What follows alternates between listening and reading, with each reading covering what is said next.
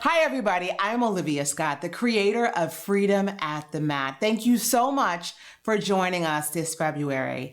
Free to Be is our series of conversations with self-care advocates to share information we can all use to live freer lives filled with more self-care and more self-love.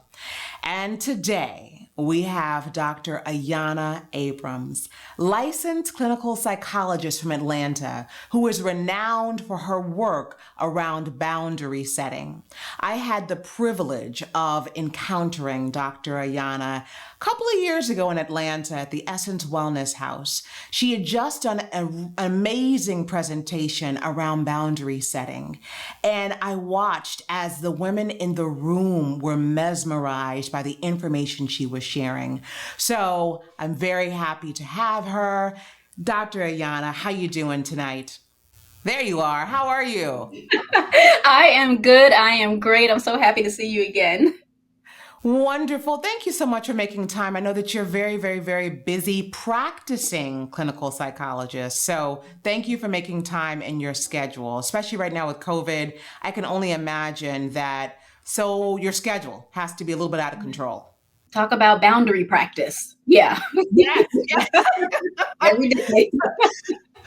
So I just want to jump into it. These conversations are pretty quick. And as I mentioned, when I watched what I watched, I was introduced to a concept that I didn't know that I should be introduced to. So I thank you for that, and I honor you for the work that you're doing.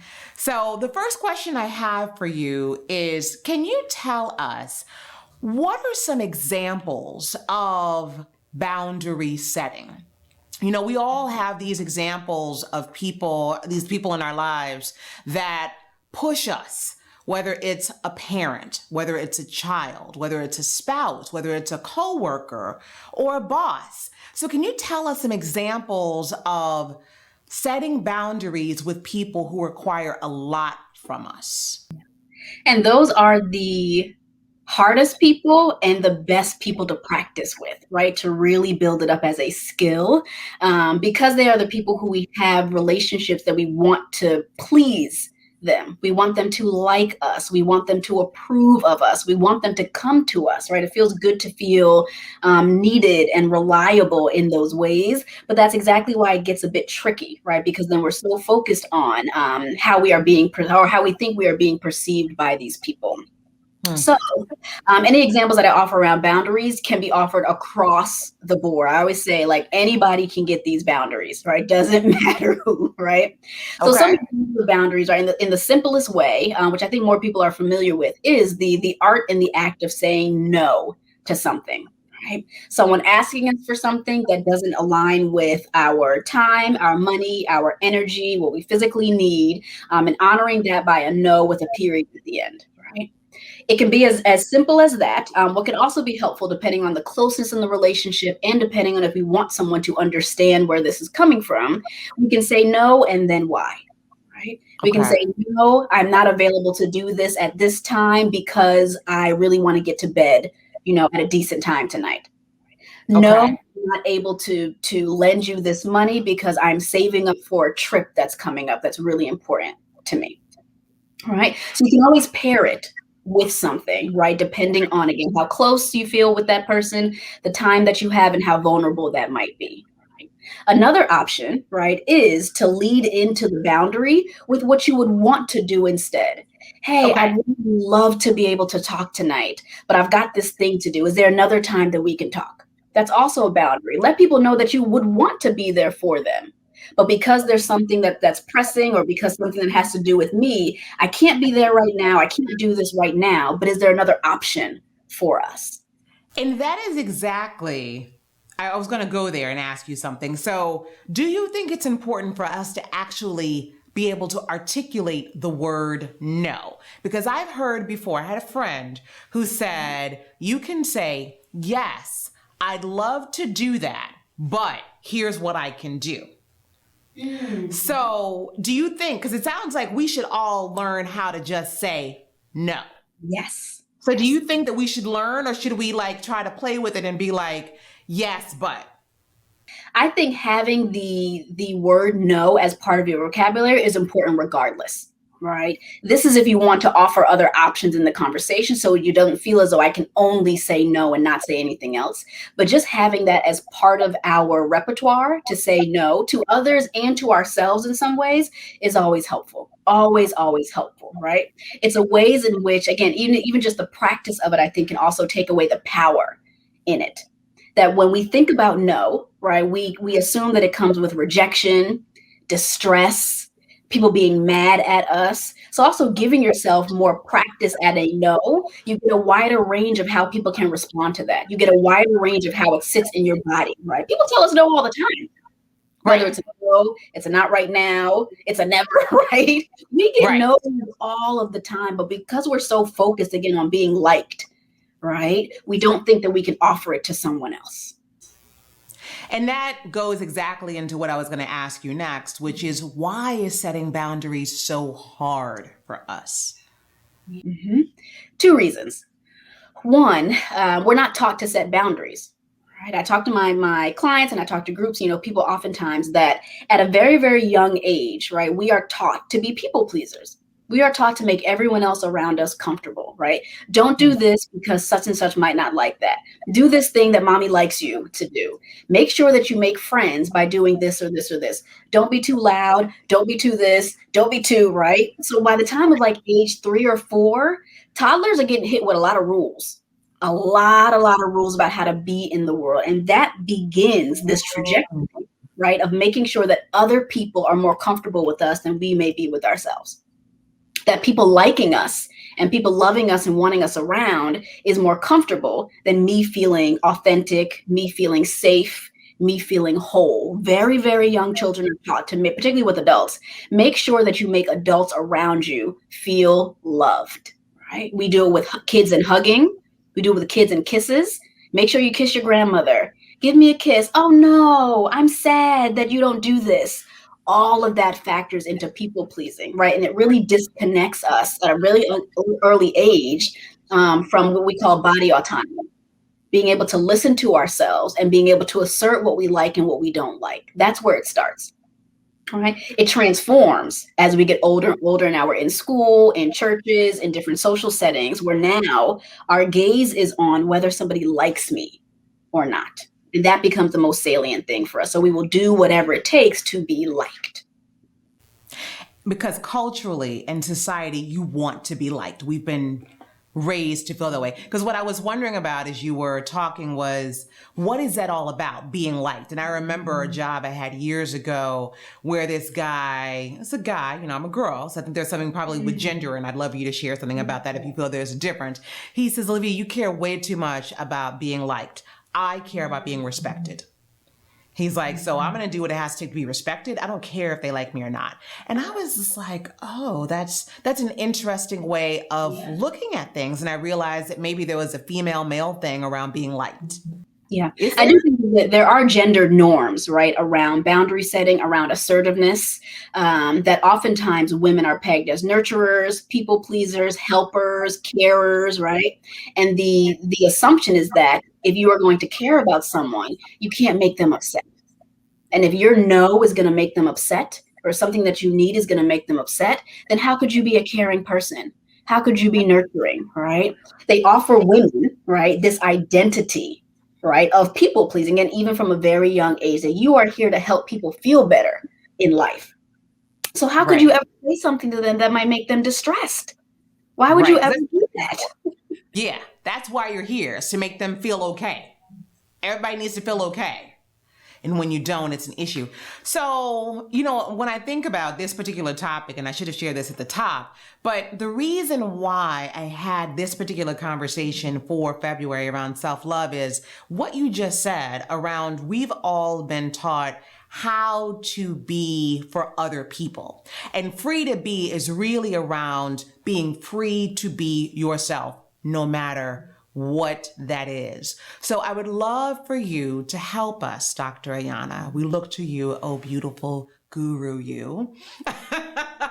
How do we begin to establish boundaries for ourselves? I'm realizing that so many of us are we get an awakening. There's something that happens in your life where you become perhaps uncomfortable, you are miserable, and you realize the life you're living is not for you. You're living a life for someone else. And you have to stop and create your life, the life that you have been created to live.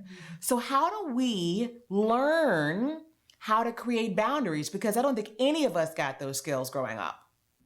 Yeah.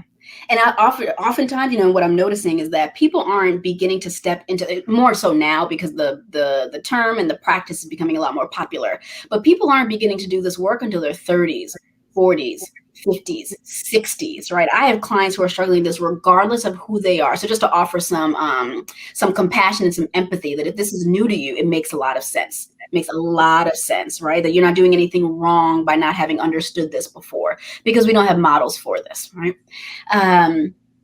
But what makes this so important and kind of ways to start is first connecting with your body. Your body will tell you, right, when something has been violated.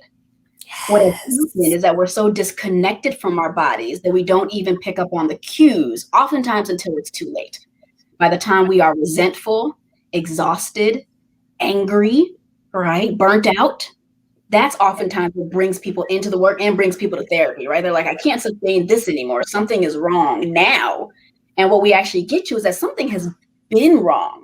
This has been going on for years for you, and you were ignoring some cues or something happened to you in terms of trauma where you are no longer connected to your body. So you can't even sense that your cues are off, right? So first point is always come back to your body, right? When your body is tired, right? It'll send your brain a signal that you're tired. So that's kind of self-boundary work.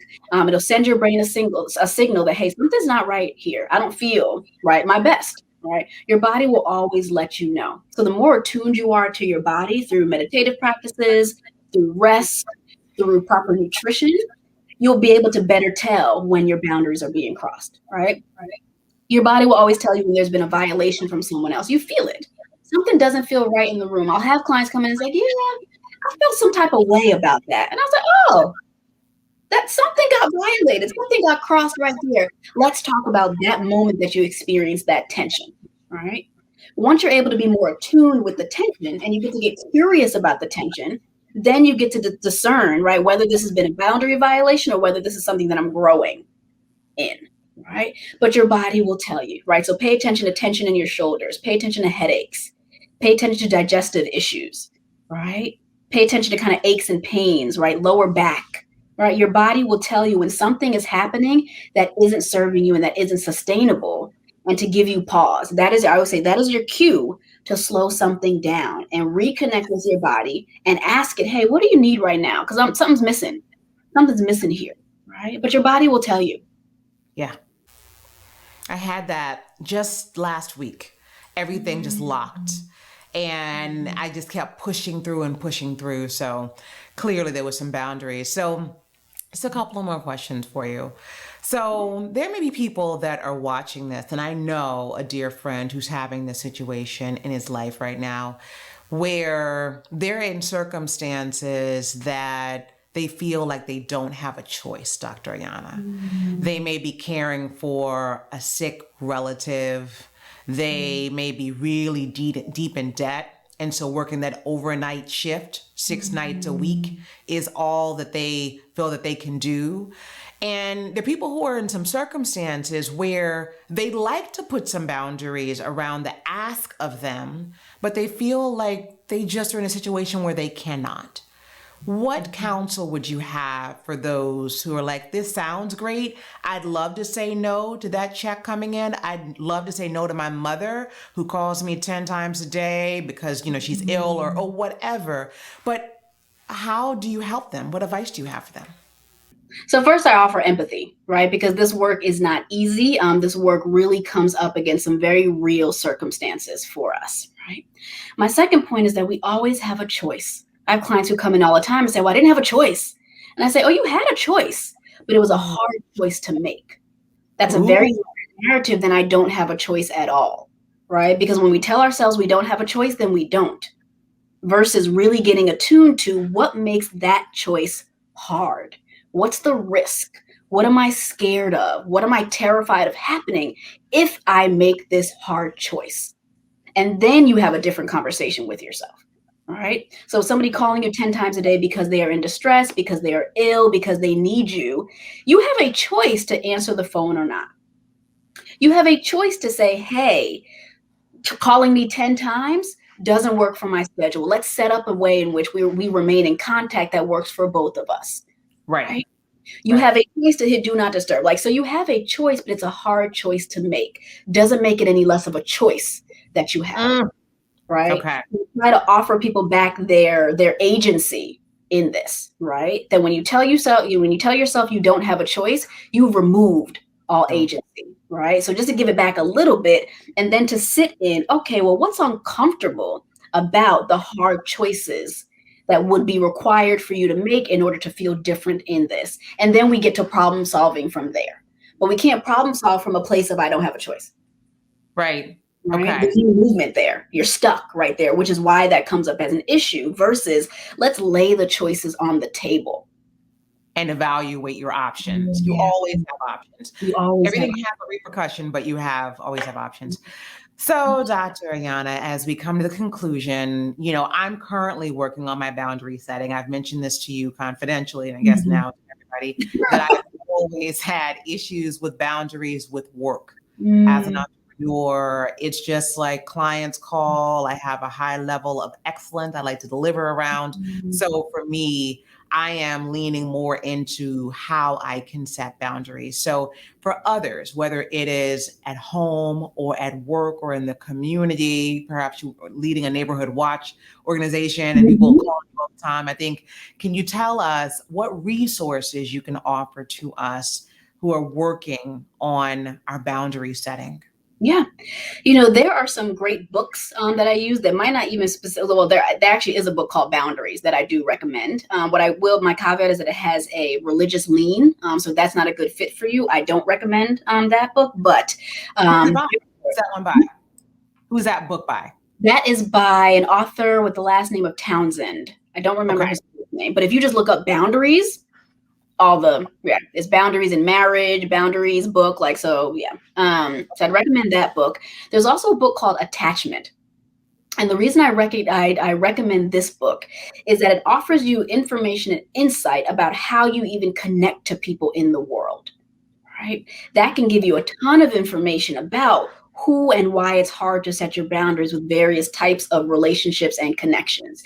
If you tend to have an anxious lean, it'll be harder for you to set boundaries because you're very focused on whether someone likes you, right? You're very focused on making sure you appear dependable and reliable, right? That's the anxiety of it all, right? Yes. Yeah. If you have a more avoidant lean, right, you're not connected to people at all, right? So you might be setting up boundaries that are too high, that are now walls, right? Okay. So this information is just helpful for you to get some insight into childhood experiences and how that now looks in your adult life in terms of how you attach to people and how you move in and out of relationships, right? Another book that I always recommend that's one of our classics in the mental health field is called Codependent No More. It's a great book. The author's name is Melody Beatty. And this book talks about the ways in which we have learned to neglect ourselves in order, right, to seem as though we are helping or fixing or rescuing someone else. But recognizing that people pleasing in and of itself is a manipulative behavior. That I'm not pleasing you, right, because I just want you to be well. I'm pleasing you because of what I think I will get from pleasing you.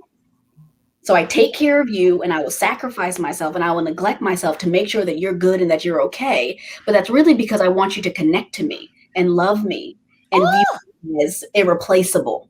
Yes. Right? That's it. Yep. So we route our stuff through other people and we say, well, that's about you. I'm doing this for you. You're not. You're doing it for you. So with our theme of self-love for this month, if we can focus a little bit more on giving ourselves the love that we need, then we're not going to need, right, that approval and to manipulate others to get the approval that we want externally if we give it to ourselves first. Am I right? Yes. And that actually when we're connecting with people, that offers an enhancement to where we already are versus feeling dependent on someone's validation to feel comfortable and real and authentic and worthy. right? It's the dependency, right, versus the enhancement. We want relationships that enhance where we already are, that can help us to build where we already are versus I don't have it, so I need you to fill it in for me. And that happened so much. You know that. I divorced. Dangerous game. Yeah, and I won't go into we have to end soon, but when I re-entered the dating world after my divorce about 6 years ago, I realized that when you're dating in your 40s, it becomes very quickly, what do you have? What do you have? And people are very quickly trying to assess, who's going to be winning. Am I winning if I partner with this person? Am I losing? And so to your point, yeah, I've experienced that. Now, it was very weird for me in the very beginning. I was like, no, we should just be growing together. People don't look at it like that. So, and what about what I've heard a little birdie mention to me, and it's February 2020, so it's going to be on forever. But can you tell us more about what you are offering to us? Absolutely. So very soon, I will be offering a boundaries group. So it will be a 6-week group for 10 Black women, where we are going to get into the nuts and bolts about boundaries from a physical standpoint, sexually, energetically, time, money. We are going all the way there. And what I really love about this group is that it also connects you to other people, because this can be really isolating work, and we can be really worried and really anxious and worried that we're doing it wrong. So to be able to have that community also facilitated by me, I think is going to be such a wonderful opportunity. And that is going to start February 17th. So I will be launching that very soon. Virtually. Okay. And when is it going to be? So it's going to start February 17th. It's going to go through March, and it'll be a weekly group on Wednesday evenings from 7:30 to 8:45. Perfect. And how do we get the information, Dr. Ayanna? Because I am going to sign up. I made the decision the other day. I was like, I think I need to do this. It's a good investment. So how do we sign up?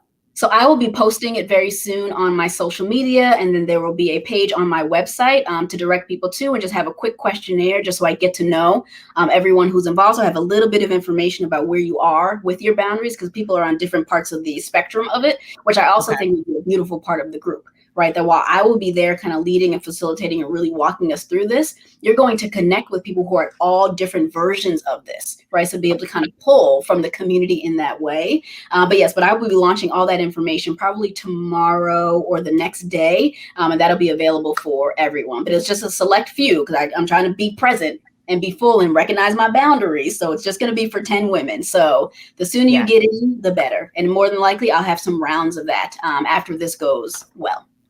Thank you so much, Dr. Ayanna. Did you tell us what the URL is?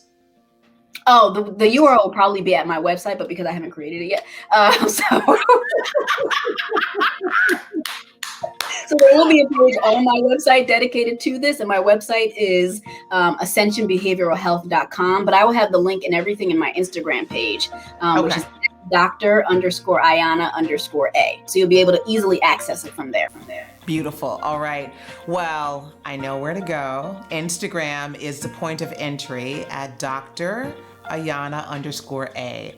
Dr. Ayanna, you know how much I respect and appreciate you and really value the work that you're doing, like from the most sincerest place.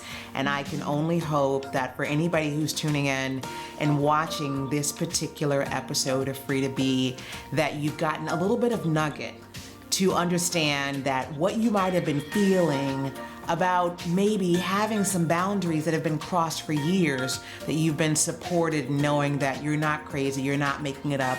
You have to make some changes and make some different choices for your life. And there are plenty of people, including myself, who struggle with this as well. So may God be with you. Thank you for joining us here at Freedom at the Mat. Namaste. Thank you, Dr. A.